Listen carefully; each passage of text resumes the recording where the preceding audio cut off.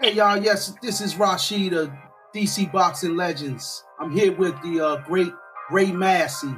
We're gonna just sit here and discuss a little bit about boxing and how it impacted our lives and how we can make it better and how we can add to the sport of boxing. How you doing, Ray? Yeah, I'm here. Yeah, Ray's here.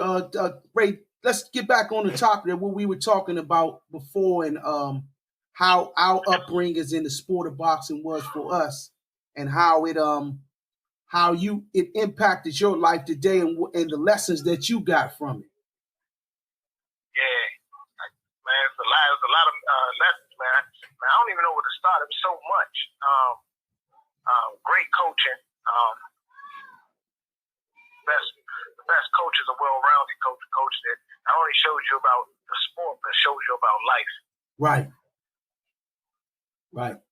And I remember when I was young, and you had a fight against a gentleman up in the. This was, I think, you fought Raheem Zaire, and my father would talk about how you had heart and you gave it your all. You know what I'm saying? How you gave it your all. You fought Zaire actually was the 1996 Olympian, and you fought him in the Eastern Trials, and how you just gave it your all and put a whole lot of work into that fight. He was so proud of you. Yeah, man. To this day, that fight with Zaire was. I always remember one is because a couple things got unlocked in me that I didn't even know was there.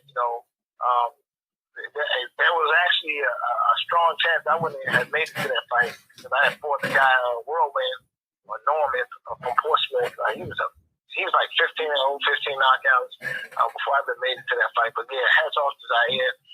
We're Facebook friends, and we of course we chum at each other from time to time about the fights. He's a really good guy and a good friend to this day. That's what I like about boxing. Yes, indeed. Me and you, man, we came up in the ranks. We were sparring and used to give me hell all the time. My father he used to look forward to me sparring you so he can tease me about the shit after, man. You know what's funny? I shared with you this. I probably never said it before. So this will be a first. I remember when I came in there, I kind of had a chip on my shoulder anyway because I knew I could fight, but I didn't really understand the difference between fighting and boxing. And they kind of all looked the same to me. And I would see y'all in there with the gloves, and I'm like, man, I could do that. I could do that. I'm in the mirror. I was really upset because he wouldn't let me spar. So I think about 2 or 3 months, I was in the mirror just shadow boxing, trying to learn footwork and stuff. I didn't really focus on that as much as I should have because I didn't, again, quite understand the mechanics of boxing. But it wasn't until that first time we sparred, my mother was there. I never forget it. And nobody gonna take an L with their mama did. Right. Swear to God. I was like, this guy got short arms. Ain't no way he gonna touch me. Man, I took sweet science that day. I mean, I got some shots off. Don't get twisted. Right. I ate a lot of hooks that day. I don't think I think in my 42 years old, I think my nose only ended up bloody maybe once or twice. Wow. And I think that was one of them. That was actually one of them. That first time I sparred you, that's when I knew that if I didn't want a bloody nose, I better keep some range. But man, if it wasn't for you, Ray, man, I wouldn't have been able to learn the formula of how to fight a southpaw, because my father taught you the correct way to how to fight an orthodox fighter, and right. He always made you step to the right. You know what I'm saying? Step to the right so you can drop your left hand. And I've learned how to counteract that with other opponents who didn't know to step to the right. And see, that's the beauty of boxing. People think boxing is not about perfection. It's more about working on the things. My father used to have a saying, always fix bad habits before they become bad habits in the future. And that's what, you know what I'm saying, I got from the lessons from you was when I fought a southpaw, I already knew to put my left foot on my outside of his right foot, drop the right hand, and when he come forward, lead right hand with the left foot on the outside of his right foot. That was already a given because I was getting that work from you every single day. Exactly, and the psychological game. I think Gary Russell, he said it best. I think he said in one of his interviews that boxing is like what intellect in the physical form. Exactly. It's more of a mind game. Yep. And I always remember it's a lot of things that are rushing through my head when I used to fight a right-hander. But I can always remember your father used to always say, "Watch your shoulders. Don't watch his eyes. Watch his shoulders." Mm-hmm. And his shoulders are going to give him away every time. Yep. Because if the head can slip left or right, those shoulders they're going to pretty much stay stationary. And then when he's getting ready to punch, that power hand is going to come from that shoulder to spur this away from him. And I remember stepping to the left. Always step to the left to cut him off. And then I always was cognizant that I would always give my right-handed opponent an opportunity to throw that right hand by stepping over to the left and away of the right hand, because what I wanted to do is come on top of that right hand if it came. And I would always watch the shoulder, and try to be patient about it. Right. Not don't be so excited, but the best punches come when you relax. Yes, right. So, yeah. That's facts. What the state of the boxing today? For a lot of y'all don't know, me and Ray, we are co-hosts of the show, the DC Boxing Legend Podcast. We waiting for some equipment to come through for Ray, but right now we just gonna interview and kick it together and dialogue together through the phone for now until everything comes into play. So, Ray, what's the state of boxing of you right now today in DC boxing? I'm not even speaking on national boxing yet. We will have those topics too. But what's the state of boxing today to you for the fighters locally and those national fighters of this area? What you think about in terms of fundamentals and things like that? How you feel? Yeah, I think that's a complicated answer. It's actually kind of loaded. You know what I'm saying? Because boxing is as good as it's ever been from the city. There's so much talent out there, man. I met this cat, Jordan. Oh, man, that is our first name. Forgive me. But he's pro now. Okay. If we're just talking amateurs, man, of course, the amateur has always been booming. But just like in the pros, certain styles dominate areas.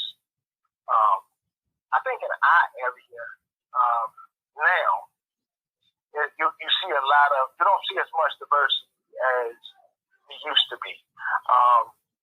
And for those old amateurs who are in their 40s, my age, they remember, back then we fought on different gears, man. It was almost like we was pros, man. Right. We knew how to speed it up, slow it down. We could box, we could bang, we could in and out. It was just a lot of talent. You deal with people who use a lot of tools out the toolbox.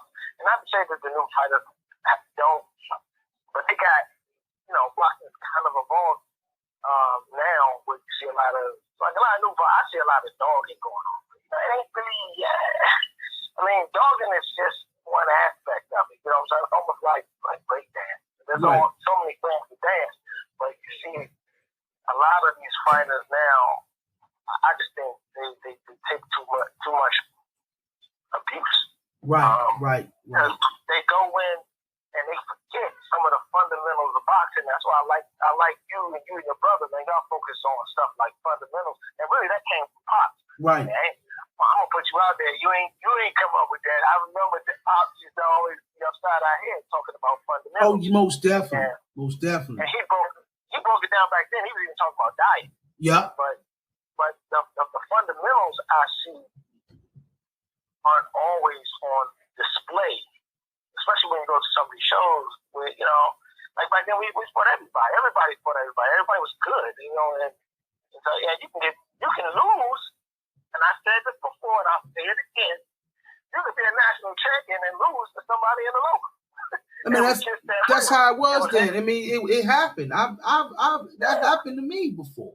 It happened to Hakeem before, and it can happen. And when I remember that debate we had at the fights that time, where the guys were saying that they didn't see how that was possible.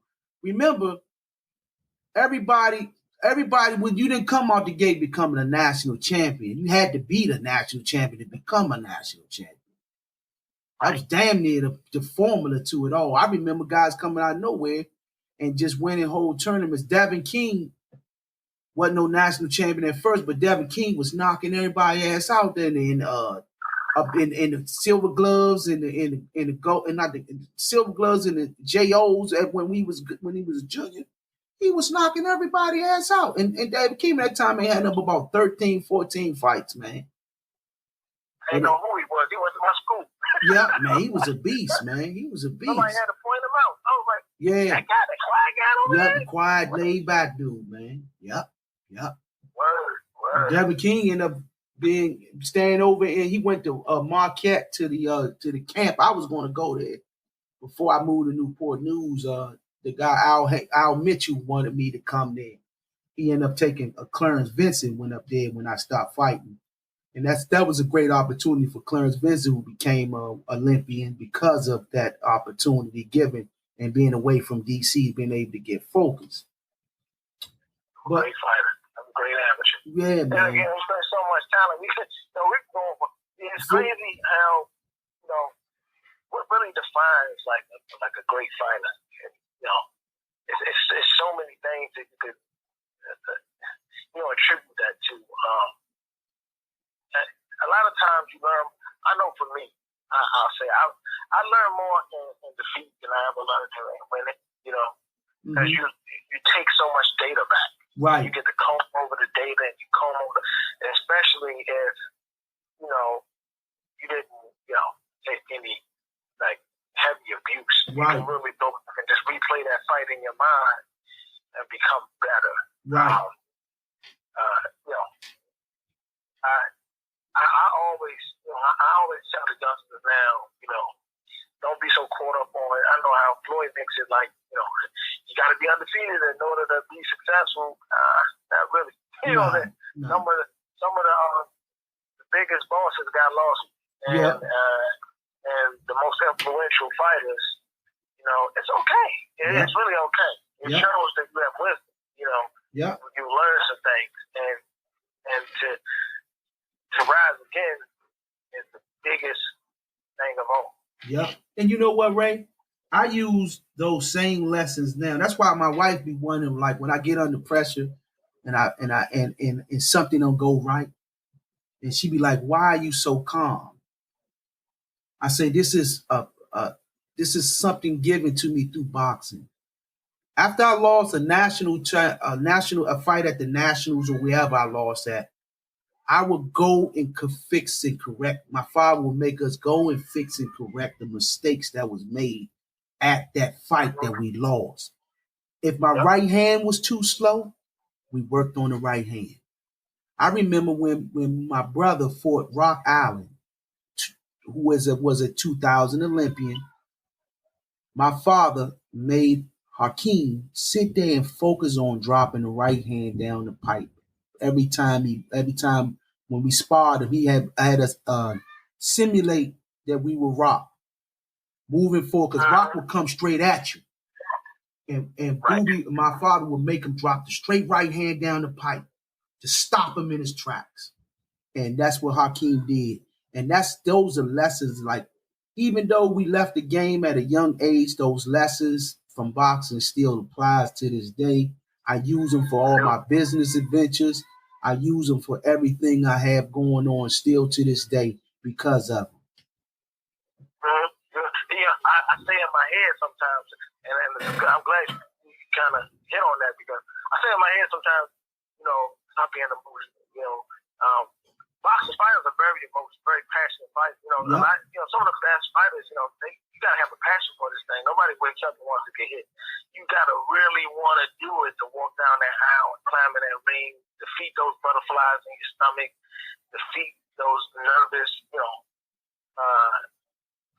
sensations that you have prior to getting in the ring, and you really gotta want it. You know what I'm saying? So I take my hats off to anybody who ever laced up and actually got in the ring. Nothing against anybody who hasn't done it, but it's just it's a whole different vibe when you've played on the field versus when you've done it from a spectator's point of view. Exactly. Both are legitimate, but it's for me, if I go out to war, I'd rather have somebody who knows how it feels to take a punch before they tell me to take a punch. I totally agree with that, That's man. backwards math if you tell me to take one to give one. Exactly. I totally agree with that. And because it's, especially when if you've been in there, it requires experience of some sort. You know what I'm saying? It's not football. I've seen plenty of volunteer football coaches become very great. You know what I'm saying? Because it's a team sport where you can sub somebody. You can't sub in boxing. So, you know what I'm saying? I'm not saying that trainers cannot be great trainers if they never fought, but I prefer personally myself, someone that been to war just like I've been to war. You know what I'm saying? And like that's why I always loved when Tom gave me advice on certain things, him and McCann. You know what I'm saying? It was old school. I didn't, I didn't listen to everything. Like McCann with the triple right hands and shit, but I respected it. I respected it, but McCann knew boxing. He loved boxing so much he lived and slept it. Right. You know what I'm saying? McCann lived and slept, but he had some warriors on his team. He had Hayru, he had Lamont Pearson, Keith, Dale Hatchett. Man, that boy could crack, man. He had what's his name, James. He also had that other gentleman. From Jerry Jones. Jerry Jones could fight. Jerry Jones had some issues with drugs in the past, but Jerry Jones used to give them jokers some prop. Ray Mercer gave Ray Mercer hell. Wow. He gave Ray Mercer hell. I used to see Jerry Jones on Tuesday night fights all the time. But you know what I'm saying? I respected those guys because they fought. Even what's his name? Mr. Davis. Adrian Davis. He fought. It's interesting. I remember I think I was out in Canada. I fought out there, and Dave Jacobs was in the back with me talking about, man, mind you, I've never been on this I was starstruck, man. I'd never been on this platform before. And Dave Jacobs was like, man, Ray, you all right? I said, yeah. I said, I'm cool. And I think he could sense I was real nervous, man.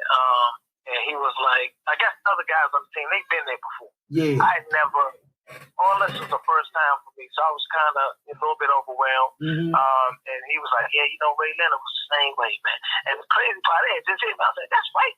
Dave Jacobs. Yeah, I used to love when he used to do that, man. I got him coming to ring, man. Ain't no way I'm gonna be, shook about this. I used to love his stories, man, with Dave Jacobs stories about how he always calmed us down with Ray stories, though, man. Yep. We had him every day. We had him at our expense every day for years. He was basically on our team. He was a team member as well. He was a coach, a trainer as well. He was one of the trainers for real because he gave us plenty of help. Yeah, and I enjoyed the whole concept. And not to go in too much, but even how we sparred, man, nobody went out there. I mean, everybody had that kill button, and we knew when to cut it on. Yeah. But we never did it in sparring. Sparring was an extension of training. Exactly. Like, I need everybody on my team to be healthy because, I need this camp, whatever, if we tuning up for this tournament, I need y'all every day. And you needed me. So, exactly.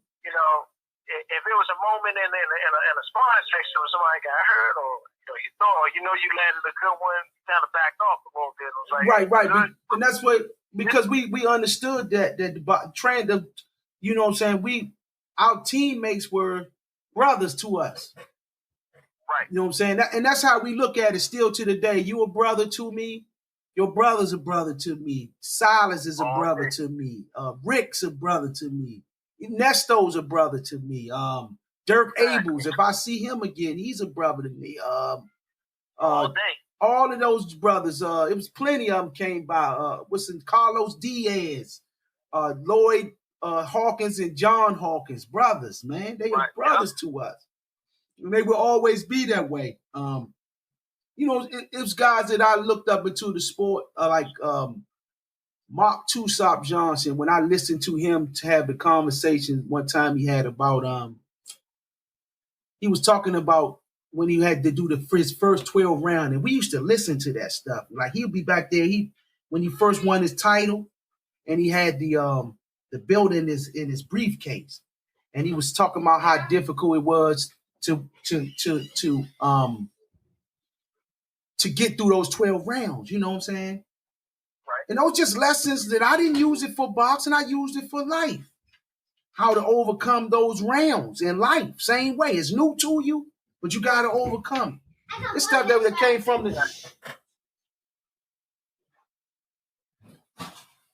the champions.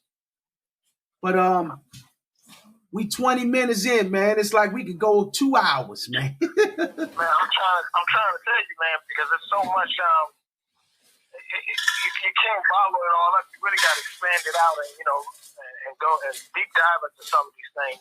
Yeah. I know we kind of a little bit over touched on a little bit of everything, but man, like I said, I really appreciate like the time that we had as fighters, and I hope that like our next generation is the same way. Sometimes I don't get the sense that we're as a boxing community. I say the DC fighters are that we are as coordinated as we should be. I mean, because you see some of these other states, they got folks. Man, when they come together, they get together. It's not like a rivalry kind of thing. I've been saying that too, man. They be having some stuff. It's not contentious. It's a beautiful thing. You know what I'm saying? Yes, it is, man. I've been seeing some stuff out here, man, with the other, like Philly have a good little get-togethers, and Vegas is big on it, and California be having some wonderful get-togethers. We definitely gonna do that, and that's one of my expertise too, and is most of this entertainment stuff, like media and the promotional side. I'm great at that, so that's why I'm stepping into play now to create, a legacy for not only the fighters that were world champions, but the ones who were just laced on a pair of boxing gloves and did it for the love. It never reached to obtain that level of world championships. Because you learn a lot about yourself. Like, you know what I'm saying? Like sometimes, man, I tell you, I learned a lot. It wasn't until like I remember when I first came in, I just wanted to get a trophy. I was like, they were. And, right. And plus, I like to fight. Yeah. That was just like, giving me a trophy was like, are you serious? That's how I started off, though. Yeah, that's how I started off. Yeah. I already I was one of the things I was pretty good at, is fighting, right. And I was just like, I can do this. But as I grew into the sport and I grew as a man, I was just like, wow. There's so many other things where, you can put some of these principles of boxing into like normal everyday life. Right. I see how some people just aren't as mental. It's a level of mental toughness to those fighters who sustain in the sport. Right. That you develop, and those are kind of one of those cross domain type talents that you can use in your life. I know now that I work in the administrative environment, it's been really helpful. Right. Right. Likewise, man. That's how I deal with it with the clients, because it's all training. You know what I'm saying? You got to train yourself. You got to prepare. You and it's nothing like people don't know. Even if you choose boxing not to be your career in the future, if you choose boxing not to be your lifestyle in terms of payments, the lessons from boxing will get you over many things. It's nothing worse than, goddamn it, Ray Massey to the glove table. That is the most nervous goddamn feeling in the world before you get to that glove table. Rashid Hammond to the glove table. Now all your doubt has to go sit down in the corner, because you have no choice but to get in there now. Once them gloves is laced up, is on, you going to the ring. Those lessons of that alone will get you over a lot of things in life. Pressure don't become pressure in the regular world. Exactly. Yeah, it's different. Yeah, like it just helps you absorb moments better. Like like fear is not really the way it captivated me before. It's not the same now. Like especially when you fight it shows you how to handle fear, how to handle being unnerved, and how to put yourself in a peaceful place so that you can still function. Right. You can tell. You always tell a fighter. I used to hear. I'm always wary of the person who walks into a seemingly bad situation and looks cool, calm, and collect. Right. Right. Like this guy's gonna be a problem. He's gonna be a problem. Those are the ones you can hit the tell. Like the people who overexert and they're angry, they're showing emotion. Right. They're scared. They're rattled. You already know. Yeah. Then the ones used to give me the ones that used to try to hit the mitts hard before the fight. That shit didn't never work for me. Exactly. I remember that shit don't hit back. I remember I was overseas one time. This guy I was fighting for the middleweight. I was in a boxing tournament, and I was fighting at 154. And I never forget the guy. I guess he was a champion over there. And right. Man was punching the wall. Man, he had like real fight gloves punching on the wall. Like I'm like, all right. I'm right. like, you ain't got no bit. And I think that was his way of trying to like intimidate me. Right. He was a Marine. I think he was a Marine from another unit. Okay. The fight lasted 33 seconds, man. Messed up a good pair of gloves. Messed up a good pair. Doing all that. He's doing all this. That joking name on Kung Fu. What's his name? Taboo. What's his name? I forgot his name. The Bama on that was on that used to be on Kung Fu, the Van Damme movie. That was kicking the wall. Yeah, I'm like, what are you doing? What are you doing, man? Chin wasn't hold up. That chin ain't hold up. I guarantee you. It's crazy, man. Yeah, man. We definitely gotta, do more of this, man. I enjoy this. Yeah, me too, man. This is the first one of DC Boxing Legends. I'm here with my partner, Ray Massey, y'all. Hillcrest's own legend from the Washington, D.C. area. If you get a chance, visit www.dcboxinglegend.com. Also go at DC Boxing Legends on Instagram, and also on Facebook, DC Boxing Legends, past and present. This is our first show. We just touched upon some major issues in boxing and how it helped us in our lives. I'd like to thank Ray Massey again for joining me, and we will be locking things down, talking about many different issues of boxing and how we can help improve our community, our boxing community, as well as our communities in which we live in. Thank y'all. Till the next time. Always a pleasure. All right, now. Peace.